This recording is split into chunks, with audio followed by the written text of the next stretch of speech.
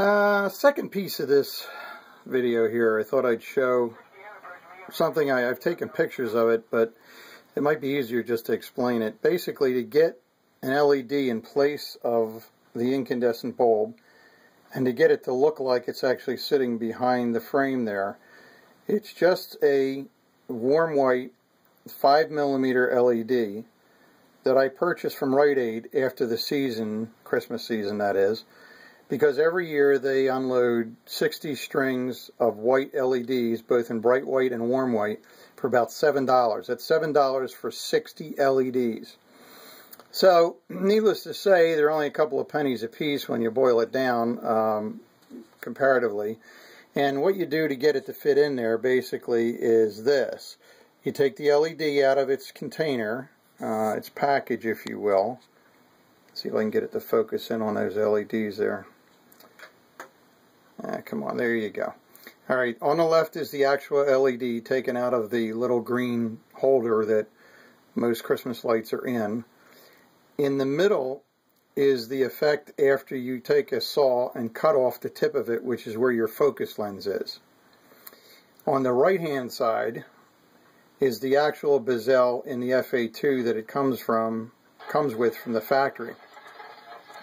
Now there's two trains of thought here. One, I want an individual headlight in the front, but I also want to have the marker lights for the marker boards and number boards to operate separately from the headlight. Doesn't make sense because they don't operate that way. When a headlight goes dim and or turns off, the number boards just don't shut off. So in light of that, I created a small miniature LED with barn doors, as they call them, as you can see right there. And let's see if I can get this to focus in. There you go.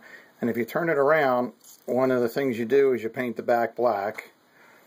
Okay, this will glue to the original configuration inside, the basic plastic which deflected the headlight both to the headlight and to the number boards.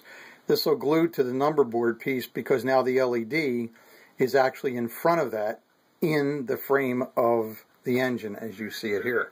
So now you can operate them both separately, and since the FA2 didn't have any backup light, at least I haven't noticed it yet until I give it a little research, because the shark noses actually did.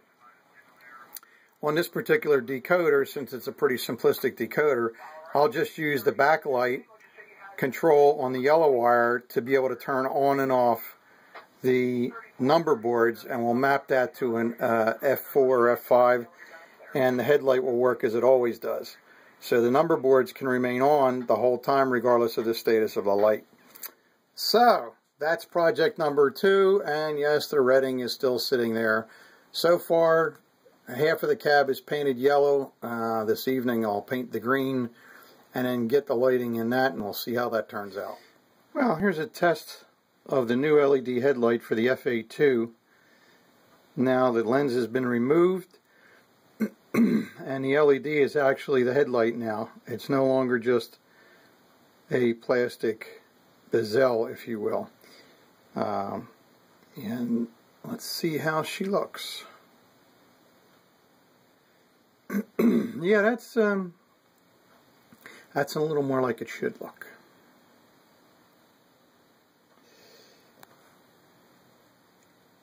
The LED housing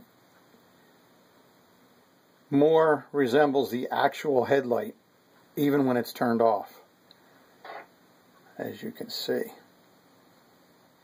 So it looks like you've got your shell back there, your headlights in the center, and when it comes on, there's no way you're not going to see where you're going.